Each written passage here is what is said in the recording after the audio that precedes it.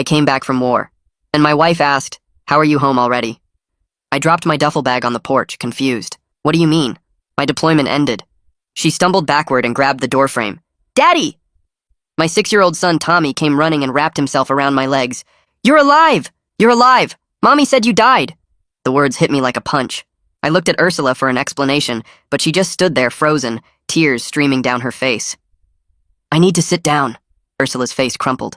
"Tommy, please go to your room." "But I want to tell Daddy about— Now!" I headed upstairs to check on him and past our bedroom. Something told me to push the door open and my heart stopped. There was a man I didn't recognize in my bed. "Who is that?" My voice came out cold. She looked up with red, puffy eyes. "His name is Stephen." Before I could say anything else, there were footsteps behind me. It was Stephen. He saw me in my uniform and froze. "Wait, you're alive?" He turned to Ursula. "Ursula, what the hell is going on?" She wouldn't look at either of us. "You showed me the obituary." "I went to the funeral." That's when I realized he didn't know. "How long have you been here?" I asked him directly. 8 months. She called me in April, said you'd been killed. Stephen was pacing now. "I quit my job in Denver for this. I had a promotion coming up, everything." "You quit your job?" Stephen turned to face Ursula. "You said Tommy needed stability," Stephen said, looking at Ursula. "I used my savings to pay for his therapy sessions. You said the military insurance wouldn't cover it." He pulled out his phone and showed me. $6,000 in therapy payments over 8 months. My eyes were fixed on the ring on her finger, one I didn't recognize. "She told me we'd get married," Stephen announced, following my gaze. After enough time passed, she said Tommy was already calling me Dad and it would help him. I turned to Ursula. "He calls him Dad?" She was crying, but I didn't care anymore. "My brother died in Iraq 5 years ago," Stephen said. "When Ursula told me you'd been killed and she needed help, I thought it was what he would have wanted. You put our son in grief therapy," I said to Ursula. "You made him think his dad was dead. You made a 6-year-old mourn me for no reason." "I watched my best friend die in March," I continued. "He took a bullet meant for me. Last thing he said was, 'Tell your family you love them.' That's what kept me alive." I had to grab the table.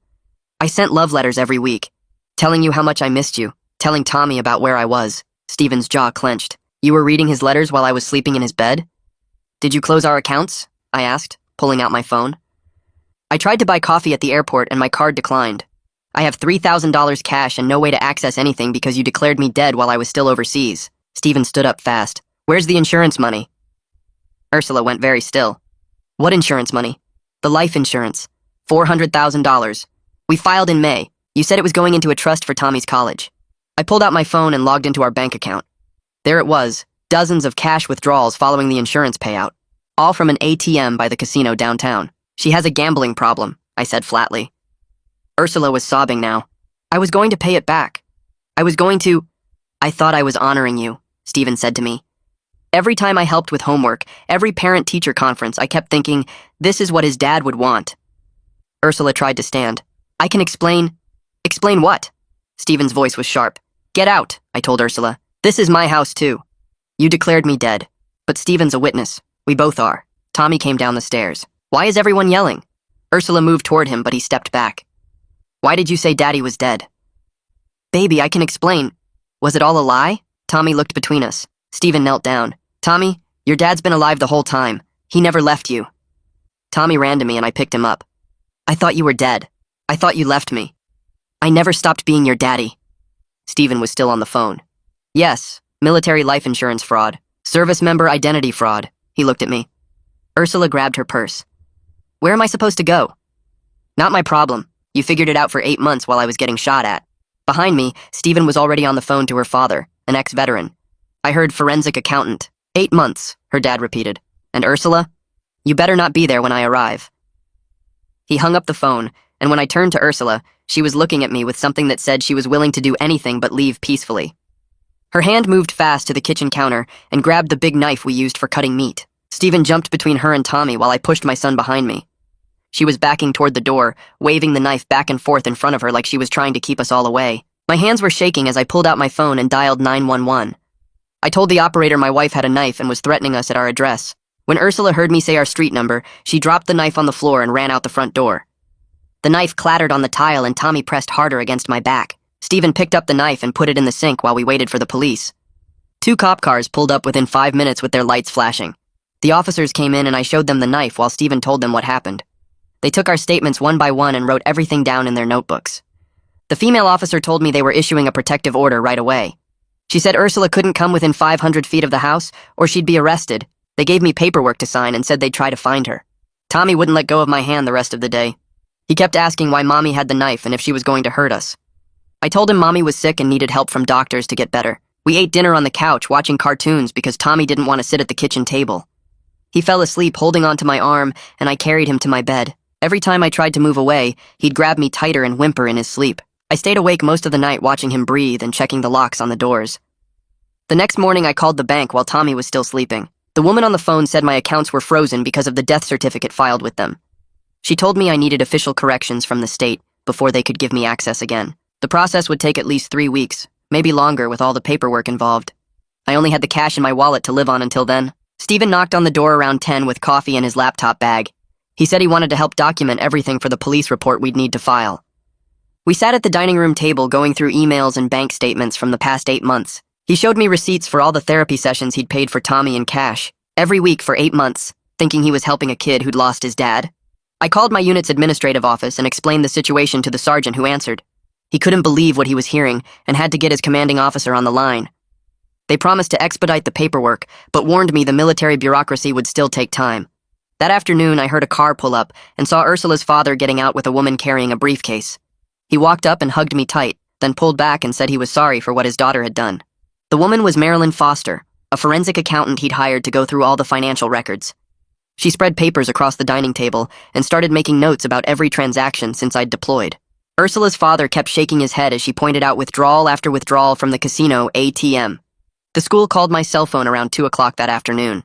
The principal said Ursula had shown up trying to sign Tommy out for a doctor's appointment. She'd kept Tommy in the office when something seemed wrong and called the police instead of releasing him. The officers arrested Ursula right there in the school lobby for violating the protective order from last night. Tommy was safe but scared, and they wanted me to come pick him up early. Stephen drove me to the school while Ursula's father stayed with Marilyn to keep working. That evening, a detective knocked on our door and introduced himself as Earl Sutton. He was older, maybe 50, with gray hair and the straight-back posture of someone who'd served. He shook my hand and said he'd been assigned to our case because of the military fraud angle. He sat at our kitchen table taking notes while I walked him through everything from the beginning. He asked detailed questions about dates and documents, writing everything down in a small notebook. When I showed him the bank statements with all the casino withdrawals, his jaw tightened. He said this was one of the worst cases of military insurance fraud he'd seen. He promised he'd make sure the investigation was thorough and that Ursula would face federal charges. Stephen stayed to talk to him too, explaining how Ursula had convinced him I was dead. The next morning, I drove to the JAG office on base while Tommy was at the school. Catherine Meeks was waiting for me in a small conference room with a stack of forms already printed out. She'd seen cases like mine before, soldiers declared dead while they were still deployed, though usually not by their own wives. She walked me through the DEERS system, showing me on her computer how my status still said deceased in the military database. She typed quickly, filling out correction forms while explaining each step. The whole process would take weeks to fix completely, but she could start the emergency corrections right away. She gave me a temporary letter stating I was alive and serving, which would help with other agencies. That afternoon, Stephen showed up at the house carrying 3 cardboard boxes. He set them on the kitchen table and opened the first one, pulling out receipt after receipt. Every single therapy session for Tommy, paid in cash because Ursula told him the military insurance wouldn't process claims for a dead soldier's family. $6,000 total, all from his savings account that he'd been building for years. He showed me the withdrawal slips from his bank, dated right after he moved here from Denver. The receipts had the therapist's signature, Anahi Ramos, and notes about Tommy's grief counseling sessions. Stephen had kept everything organized in folders by month, thinking someday it might help with taxes or insurance. While we were going through the receipts, Marilyn Foster called from Ursula's father's house. She'd been digging through the insurance paperwork all morning and found something important. The death certificate Ursula used for the insurance claim was notarized at a check cashing place downtown, not at any official government office. She'd already driven there and talked to the owner, who remembered Ursula coming in with the document. The signature on the death certificate didn't match any of my unit's commanding officers, just some made-up name that didn't exist in military records. Marilyn was scanning everything to send to Detective Sutton and the insurance company. My phone buzzed with an email from Tommy's teacher while I was making lunch. She'd written 3 pages about how Tommy had changed over the past 8 months. She described him going from a happy kid who loved recess to someone who sat alone at lunch and cried during story time. She mentioned all the parent-teacher conferences where Stephen showed up instead of Ursula, how he asked questions about helping Tommy cope with loss. The teacher had even suggested grief support groups, which Stephen had looked into. She attached Tommy's drawings from art class, pictures of soldiers and graves and dark clouds. The funeral home director called while I was reading the email. His voice sounded uncomfortable as he explained the situation. Ursula had paid him $8,000 cash for a memorial service back in April. She'd ordered the works, including an empty casket, printed programs with my photo and flowers. He still had copies of everything in his files because something had seemed strange about the whole thing. She'd insisted on a closed casket even though there was no body, said it was for closure. He'd held the service on a Tuesday morning with about 20 people attending, mostly Ursula's friends. He was faxing the invoice and guest list to Detective Sutton's office. The next morning I had to go to the DMV to get my license renewed since mine had expired while deployed. The clerk looked at her screen and frowned, saying I was listed as deceased in their system. She didn't know what to do, and had to call her supervisor, who had to call their supervisor. They made me fill out form after form, each one requiring proof I was actually alive. I showed them Catherine Meek's letter, my military ID, my passport, everything I had. 3 hours later, they finally gave me a temporary paper license while they processed the correction. The whole time other people in line were staring at me like I was some kind of zombie. That evening, my phone rang with a blocked number. It was Zachariah Collier from the insurance company's fraud investigation unit. He'd already pulled Ursula's entire claim file and found problems everywhere. The claim was processed way too fast, without proper verification of military records. Someone at their company had rubber-stamped it without following protocol. He was reviewing every document, finding forged signatures and fake forms throughout. He said they'd be pursuing criminal charges and would need my full cooperation. He was sending an investigator to meet with me in person next week.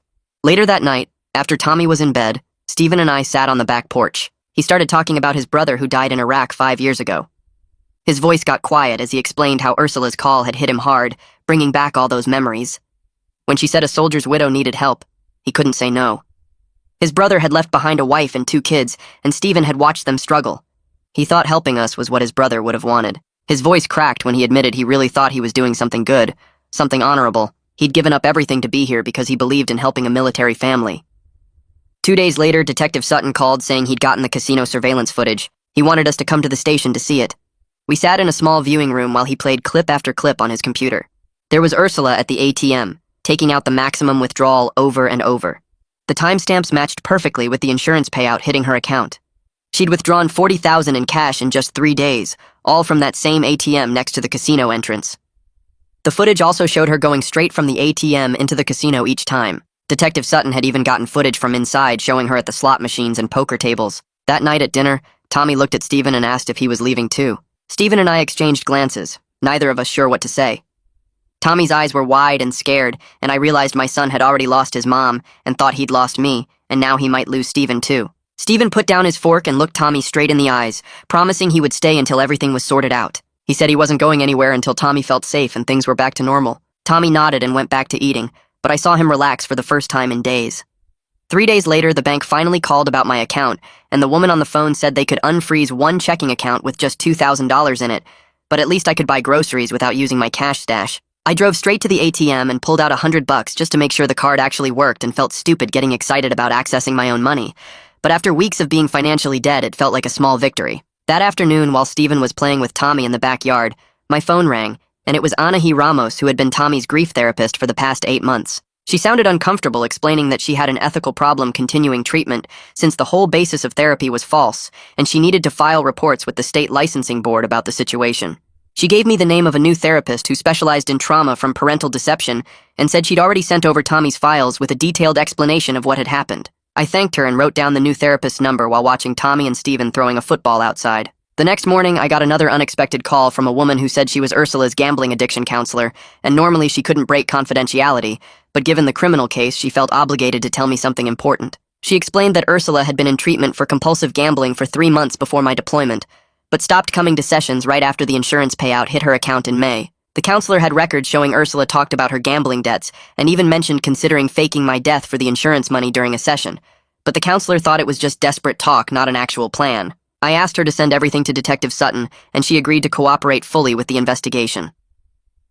2 days later, I met with Catherine Meeks at the JAG office to file for emergency temporary custody, and she helped me fill out all the paperwork while explaining the process. The hearing was set for next week, and we spent 3 hours preparing evidence, including the fraud documentation and Tommy's therapy records, showing the psychological damage from the false grief. Catherine said the judge would likely be sympathetic given the circumstances, but warned me to stay calm and factual during the hearing, no matter what Ursula's lawyer tried to argue. That evening after dinner, someone knocked hard on the front door, and when I opened it, There was a big guy in a leather jacket asking for Ursula. He said she owed $30,000 to his boss, and the payment was overdue, and he'd been to her parents' house, but they said to try here.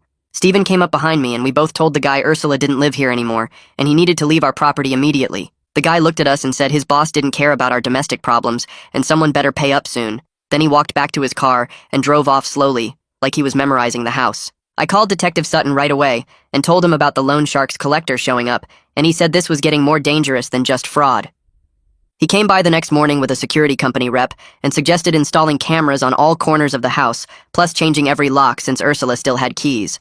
The security guy walked around taking measurements and said he could have everything installed by tomorrow, and Detective Sutton mentioned Ursula might get desperate as her options ran out and the walls closed in. He advised keeping Tommy away from windows and varying our daily routines, so nobody could predict when we'd be home or gone. The next week, I spent an entire morning at the Social Security office trying to resurrect my official records, and the clerk behind the counter actually laughed when she saw my file. She made a dark joke about me being the first zombie she'd ever processed, but then got serious when she saw how much paperwork was required.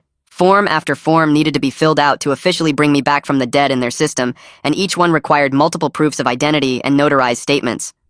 She said the whole process would take at least 6 weeks, and gave me a thick packet of additional forms to complete at home. That afternoon, Stephen's phone rang, and it was his former employer in Denver offering him his old job back with the promotion he'd missed, but he had to return immediately to accept it. He looked torn as he told me about the offer, and kept glancing at Tommy, who was doing homework at the kitchen table. Stephen said he wanted to help us through this mess, but he also needed to think about his own future and rebuilding his savings after spending everything on what he thought was helping a widow and her son. We talked about it that night after Tommy went to bed, and Stephen decided to ask for 2 more weeks before starting so he could at least get through the custody hearing and make sure we were safe. The company agreed but made it clear this was his only chance to come back. A few nights later, Tommy woke up screaming about coffins, and I found him sobbing in his bed saying he dreamed I was in a box underground and couldn't get out. This was the 3rd nightmare that week, and when I took him to the new therapist, she explained it would take months to undo the psychological damage of grieving a living parent. She said Tommy's brain had processed my death as real trauma, and even though he knew I was alive now, his subconscious was still working through the false memories of loss. The therapist recommended keeping his routine stable and being patient when the nightmares happened, since forcing him to get over it would only make things worse. Meanwhile, Marilyn Foster had been digging through financial records and called to say she'd found something worse than the gambling. Ursula had opened 4 credit cards in my name while I was deployed and maxed them all out for a total of $40,000 on top of what she'd gambled away. Marilyn had copies of the applications showing my forged signature, and the cards were all sent to a P.O. box Ursula rented just for this purpose. The debt was already in collections and destroying my credit score, even though I'd never seen these cards or made any of the purchases.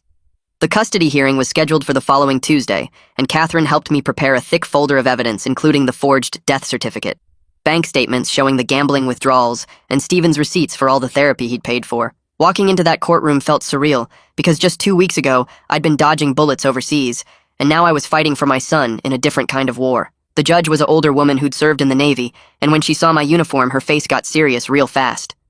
Catherine presented everything methodically, while Ursula's court-appointed lawyer tried to argue that she'd been under extreme stress and made poor choices but never intended harm. The judge flipped through the evidence, and I saw her jaw tighten when she reached the therapy notes describing Tommy's nightmares about his dead father. She asked Ursula directly if she'd told her 6-year-old son that his father had died, and Ursula just nodded while crying. The judge didn't even need to deliberate and granted me temporary sole custody, with Ursula getting supervised visitation twice a week pending the criminal case. 2 days after the hearing, Ursula's public defender called my cell while I was making Tommy breakfast. He said Ursula would plead guilty to the fraud charges if I'd support probation instead of prison time because Tommy needed his mother, even if she'd made mistakes. I told him I'd think about it, but honestly I was too angry to even consider it right then. That same afternoon, I was driving past the pawn shops on Maple Street when something made me pull over and check them out. The 3rd shop I walked into had our wedding ring sitting right there in the display case, with a yellow tag showing it had been there for 3 months.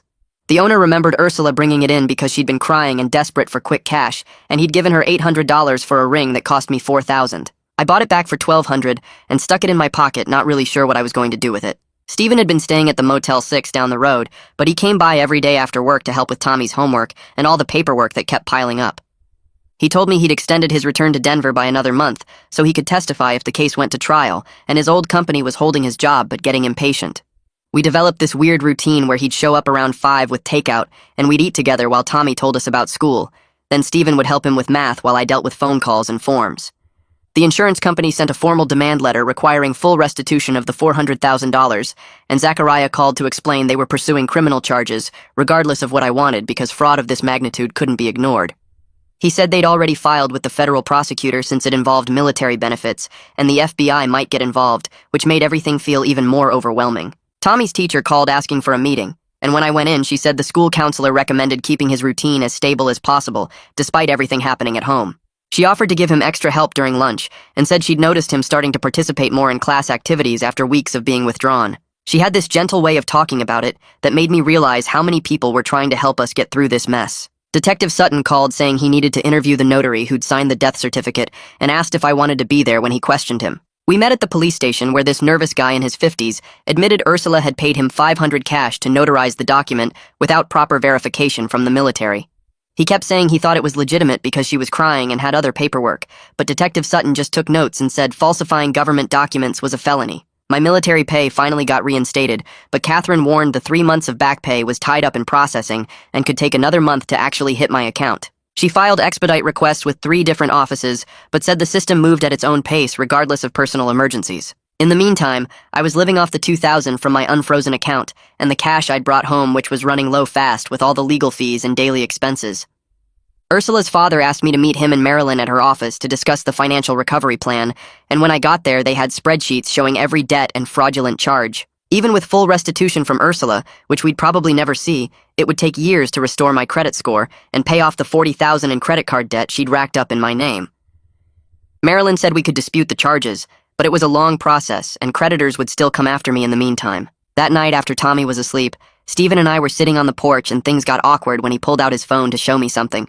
He had dozens of videos from the past 8 months, including Tommy's 7th birthday party, which happened while I was deployed. In the videos, Tommy was blowing out candles and calling Stephen Dad and opening presents I'd never seen. Stephen kept apologizing, saying he thought he was doing the right thing, but watching my son call another man Dad while I was getting shot at overseas made me have to walk away for a minute. When I came back, Stephen was putting his phone away and looking at the ground. The next morning, Detective Sutton called saying the district attorney was taking over the case since military insurance fraud made it federal, and that meant Ursula could face up to 20 years if convicted. He needed me at the courthouse next week to testify before the grand jury and warned me to bring all my deployment papers and copies of the insurance documents. I spent 3 days organizing everything into folders while Tommy was at the school, and Stephen helped by making copies at the library, since I didn't have a working printer yet. The grand jury room was smaller than I expected, with just 23 people sitting in rows looking at me while the prosecutor asked questions for 2 hours about the timeline and showing them the forged death certificate and bank records. The prosecutor pulled me aside afterward, saying they were confident about indictment, but warned that Ursula might take a plea deal to avoid trial, which could mean less prison time, but guaranteed conviction. That same week, Tommy's new therapist called me in to look at pictures he'd been drawing during sessions, showing 2 stick figures labeled Daddy and Uncle Steve, standing next to a smaller figure that was him. She explained Tommy was processing the confusion of having 2 father figures, and that it was actually healthy he could distinguish between them now, instead of the mixed-up grief he'd been carrying. Tommy asked her if it was okay to like both of us, and she helped him understand that Stephen was tricked too, and that sometimes adults make terrible mistakes that hurt kids without meaning to. The supervised visitation happened that Saturday at the courthouse family room, with a social worker watching everything and taking notes. Ursula spent the whole hour trying to tell Tommy she was the victim and that Daddy was being mean to Mommy, and the supervisor stopped the visit after 40 minutes when Tommy started crying. The supervisor wrote in her report that Ursula showed no accountability and was attempting emotional manipulation of the child, which would be filed with the court immediately. 3 days later, my back pay finally hit my account, $12,000 that let me hire a civil attorney who specialized in fraud cases and identity theft. He said we could sue for damages beyond just the stolen money, including emotional distress for Tommy, and the costs of therapy and credit repair, which could triple the amount. Stephen called me that afternoon saying a company downtown offered him a project manager position after seeing his Denver experience on his resume. He wanted to stay in town and asked if I'd be okay with him being part of Tommy's life like an uncle, since Tommy had gotten attached to him over those 8 months. I told him I'd think about it, but honestly I was already seeing how Tommy smiled when Stephen picked him up from the school twice a week while I was dealing with lawyers. 2 weeks later, the grand jury indicted Ursula on 14 counts, including wire fraud, identity theft, forgery, insurance fraud, and theft of government property. Her father called me that night saying he was done paying for her lawyer after seeing the evidence, and that she needed to face the consequences of what she'd done. The federal public defender would take over her case, but everyone knew they were overwhelmed and wouldn't fight as hard as a private attorney would. Monday morning, I went back to work at the base for the first time since returning from deployment, and everyone already knew the story from base gossip. Some guys from my unit offered to help with anything I needed, while others kept their distance like they didn't know what to say to someone whose wife faked their death. My sergeant pulled me aside and said to take whatever time I needed for court dates and lawyer meetings, and that the unit had my back through all of this.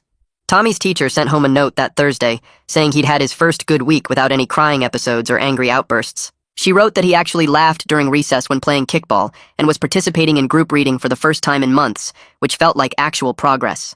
That Friday afternoon, Ursula's public defender called about a plea negotiation where she'd admit to some charges in exchange for dropping others and recommend 5 years instead of 20. The prosecutor called me an hour later saying the negotiation fell apart because Ursula refused to admit full guilt and kept insisting she was going to pay it back eventually. They decided to take it to trial, which meant a longer process, but also meant Tommy might have to testify about what his mom told him when she said I was dead.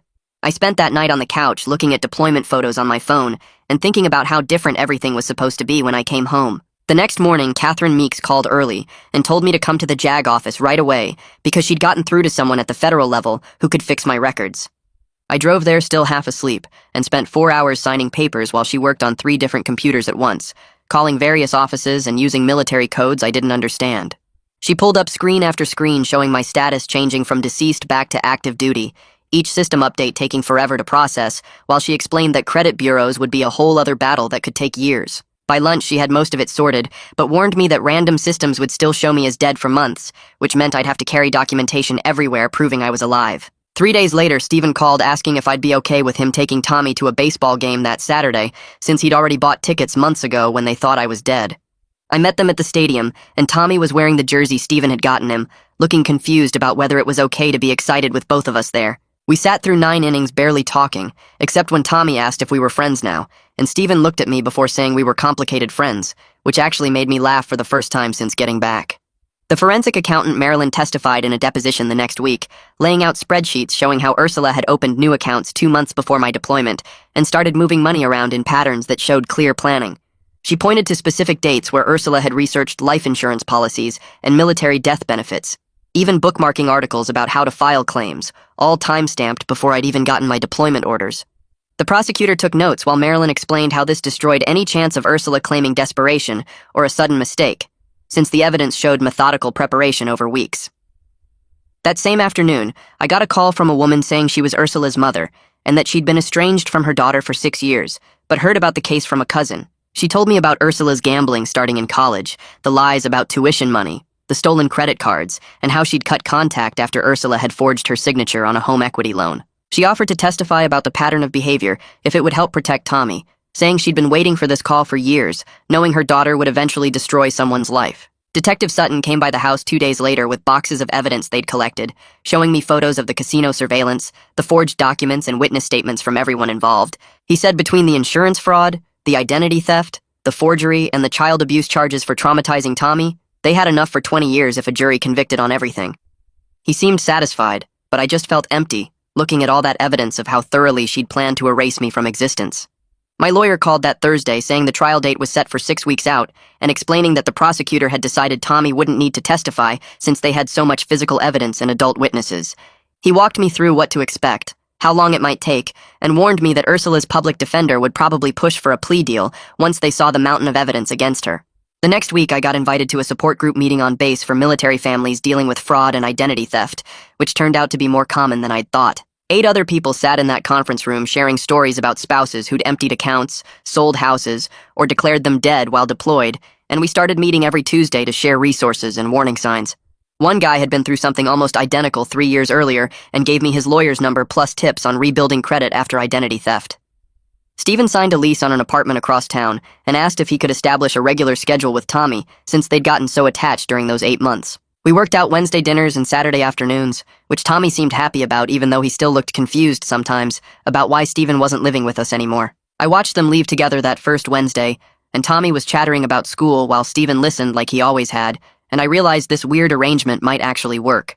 I went back to the pawn shop where the owner remembered me from when I'd found our wedding ring there, and he agreed to hold it for 3 more months if I could pay $20 a week toward buying it back. It wasn't much, but getting that ring back felt like reclaiming something important, even if the marriage it represented was destroyed, because at least I'd have proof that something real had existed before all the lies. The prosecutor called on a Monday morning saying Ursula wanted to take a plea deal at the last minute, agreeing to plead guilty to all charges in exchange for 5 years with possibility of parole in 2. The restitution order would be for the full $400,000 plus damages and court costs, bringing it close to $500,000 that she'd be paying back for the rest of her life.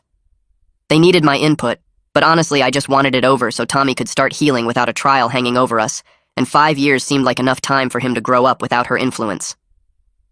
I signed the papers agreeing to the deal that afternoon and watched Tommy carefully when I told him his mom would be gone for a while. He sat on the couch picking at a loose thread on his shirt and asked if jail would make her better like how the hospital made his friend's grandpa better after his heart attack. I said I hoped so, and he nodded like he understood more than any 6-year-old should have to understand about broken adults.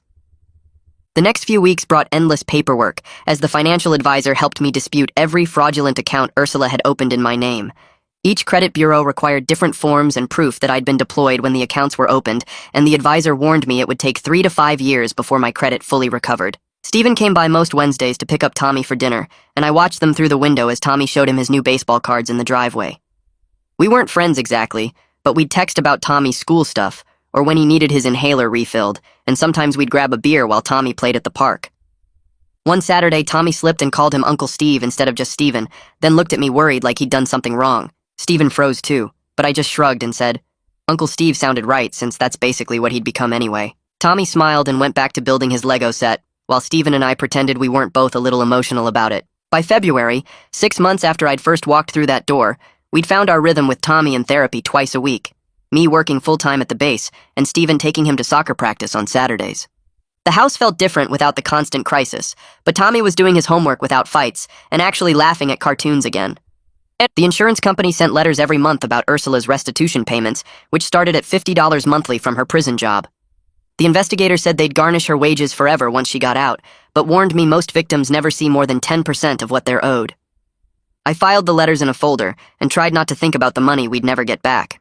That March, I realized Tommy had slept through the whole week without waking up screaming about coffins or asking if I was really there. 7 straight nights of him just being a regular kid who slept until his alarm went off for school felt like winning the lottery. I marked it on the calendar with a little star and noticed the stars were starting to add up to more good weeks than bad ones. One night after Tommy was asleep, I sat at the kitchen table and wrote a letter to Martinez, my friend who'd pushed me down when the shooting started and took 3 bullets that should have been mine. I told him about Tommy getting better, about having a steady paycheck again, about Stephen becoming this weird kind of family we'd never planned for. I wrote that the life he'd saved by dying was used to give my son stability and safety and a chance at normal. I sealed the letter and drove to the cemetery the next morning before work to leave it on his headstone with the others from his unit. Standing there, I realized that even though nothing had turned out how I'd expected when I'd gotten on that plane home, we were actually doing okay most days now. Well, that's the finale no one was holding their breath for. If you made it all the way through, I guess you've already proven you've got patience for nonsense. Might as well hit subscribe and commit to it fully. At least then it's consistent.